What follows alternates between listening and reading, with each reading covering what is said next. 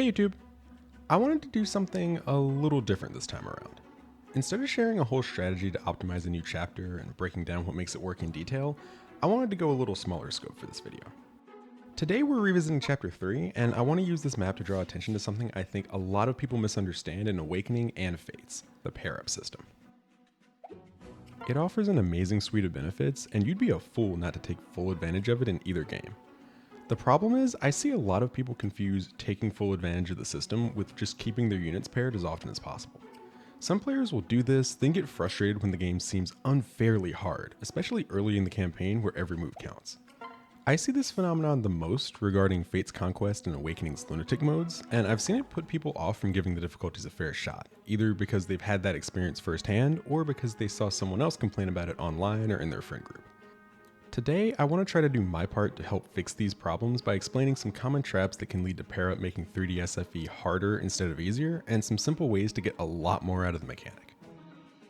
To demonstrate this, I'm going to use my clear from my most recent video. I'll link it in the description if you haven't seen it, but for our purposes right now, all that matters is that my goals when crafting this strategy were to minimize the effects of RNG and to play somewhat quickly. Even though my examples are from Awakening, everything I'm going to say here applies to Fates as well.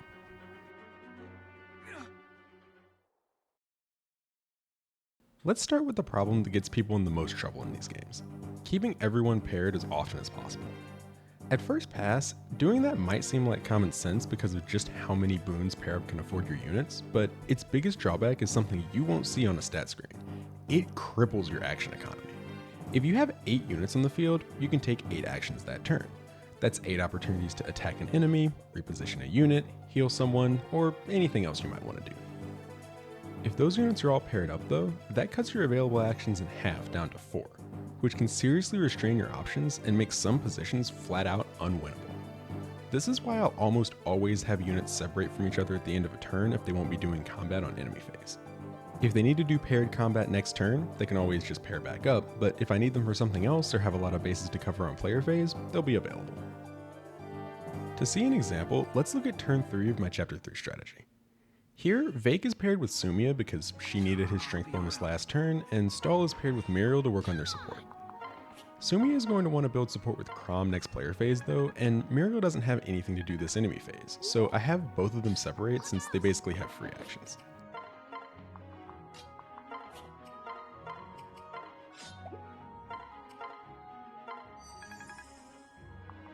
Hold on.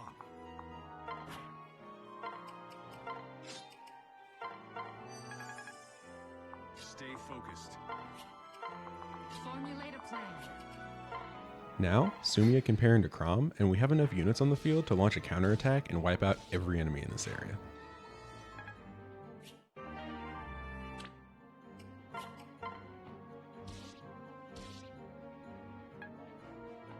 If Sumia and Muriel hadn't separated from their partners, this position would be terrible. The enemies are too close together for killing one to be safe if the others are still around, and with 2 fewer actions we wouldn't have enough manpower to kill them all and survive enemy phase that way either. This leads into my next point. Pair-up partners don't have to be static, but some newer or more casual players I've seen kinda treat them like they do. That's not totally their fault. The game encourages you to play matchmaker with your units, and the fastest way to build support between 2 characters is having them do paired combat together. Support bonuses are powerful, especially in Awakening, and the reward for raising a couple's support to S is a paralog, where you can pick up more XP, items, sometimes money, and a brand new child soldier to add to your ranks. Leave it to me! These are great payoffs no matter how you play these games, and let's be real for a second. At least one of the reasons we're all here playing 3D SFE instead of something like the Sacred Stones or Engage is because we like pairing off our units and seeing them get together. The problem is, keeping units paired to their static partners all map long misses out on a whole world of cool strategic options that the system affords you. For my case in chapter 3, I want Stahl and Muriel to get married as soon as possible so he can give her bigger defense bonuses and pass on Vantage to Lauren. They both joined last chapter, so it makes sense for me to prioritize building their support early, but that doesn't always mean they're each other's best partner.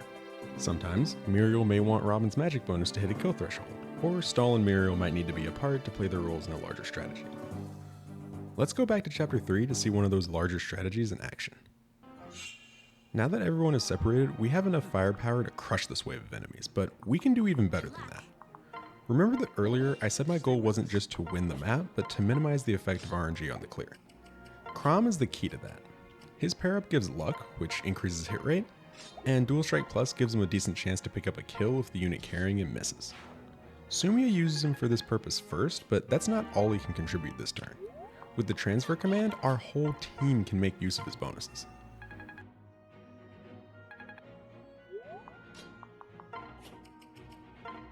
Robin gets the speed he needs to double this soldier.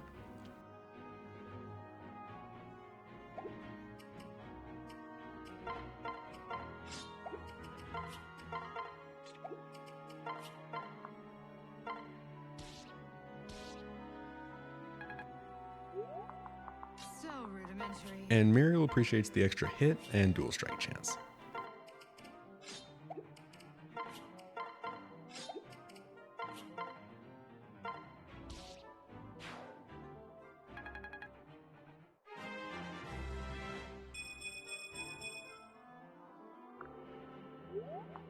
My steel is yours.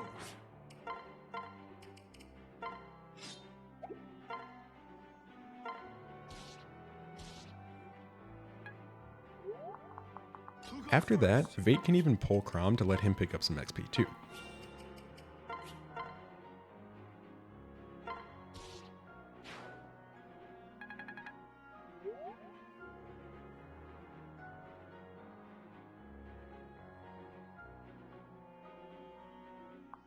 You can do it. Chrom looks like he's in danger from the last soldier, but because Stahl's separated from Muriel last turn, he's free to pull Vake, then switch to protect Chrom.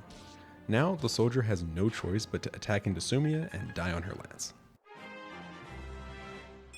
This is one of my favorite turns in any awakening strategy I've come up with because it shows off so many aspects of the pair-up system all at once. With good transfers, Chrom can help out as the backup unit in 3 different combat pairings, be moved into position to get 1 kill for himself without even using his own action, and build support with 2 partners all in a single turn. The pair-up system is so much more flexible than most people realize. It lets you tweak your stats, gives you new movement options, and can even let units contribute more than once in a turn without Gale Force or a dance. The game opens up a lot more when you start looking at pair-up partners as another piece of equipment. Sometimes you need to trade them off to a friend for a moment, just like you might do with a weapon or a vulnerary. When you look at the system like this, you start seeing ways you can improve your gameplay everywhere, and you have exponentially more options to deal with the game's harder challenges, including Lunatic and Lunatic Plus modes. In fact, like I mentioned earlier, one of the biggest reasons people have trouble with these modes is because they aren't taking full advantage of pair-up. I hope this video helps at least one person see Awakening and Fates in a new light, and maybe even gives someone the encouragement to try a harder difficulty for the first time. The harder modes aren't nearly as punishing as some people might lead you to believe if you meet the game where it's at and take advantage of all its systems. I'm still working on my video covering Chapter 4, and I hope to see you there. If you haven't seen the rest of this series, I'll leave a link to the playlist in the description. If you like what you see, consider leaving a like to help me out, or subscribing to see when Part 4 comes out. Until then, thanks for watching, and happy pairing.